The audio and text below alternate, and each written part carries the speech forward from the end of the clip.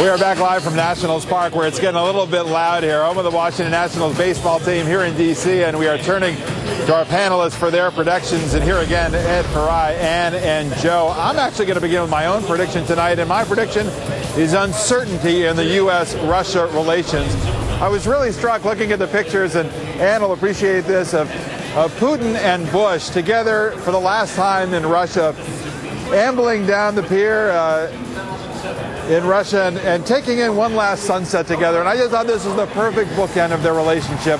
I remember being there in Slovenia at their first meeting when the president said that he looked into Putin's soul and realized it was somebody he could trust, only to find out it was a much more complex relationship as they move forward, whether it was Iraq or Iran, issues in between, including reforms in Russia, became a much trickier relationship, and Russia in the end did not really appear to be the ally that I think President Bush thought that he would be. The prediction for a new president, there is still Putin who will be sticking around, because Putin is going to be in office for quite a while. How much power he actually has, that's a big question, but he's going to be around. Joe, what's your prediction tonight? I predict also a very complicated relationship there. It's certainly nothing like the 1988 farewell between Reagan and Gorbachev. My prediction, though, has to do with what's going to be happening tomorrow. The Petraeus testimony, most likely going to be a big win politically for John McCain. Again, counterintuitive, but as I've said before, John McCain faring much better with American people on the issue of Iraq. Who do you trust more on the Iraq war?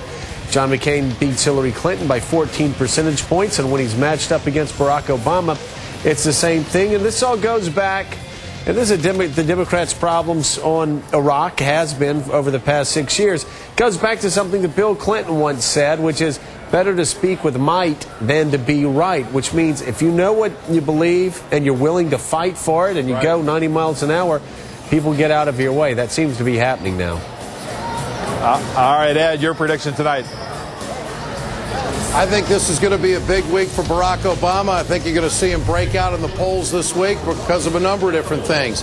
He's going to go up to Capitol Hill, and no matter what General Petraeus says, all he has to do is ask a few questions. How much is this going to cost? How much progress have we made? And how long are we going to be in Iraq? And he's going to let the American people judge, because he'll say that's not going to happen if I'm president. The other thing is the hospital story with Hillary Clinton and the departure of Mark Penn shows that Hillary Clinton cannot manage egos within her campaign. That's going to be a judgment call by the American people. I think it's going to be a big week for Barack Obama.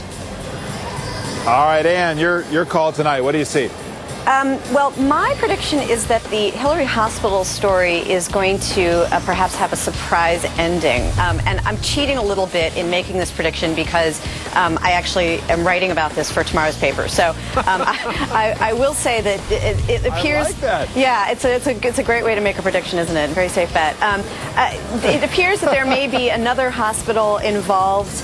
And relatives of the woman who died in this story are considering how to handle talking about this. They have felt under siege, but in the end it may turn out that Hillary Clinton was closer to the truth than we thought she was. It's just a lot of miscommunication in this story. All right, I got about 20 seconds left for I Take It. What do you see tonight?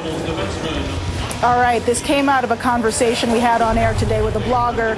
Does John McCain have PTSD? It's a question people are asking. He was supposed to release his medical records next week. He decided to delay till next month. He obviously has been through torture. There's no shame if he went into counseling. The question is, did he?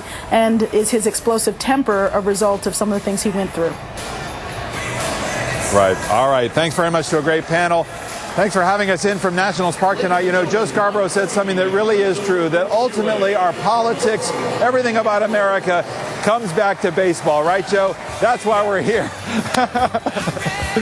Thanks very much. We'll see you back 6 o'clock Eastern tomorrow. Thanks to Chris Gargani and the Nats team for letting us in. And go Nats. Take care.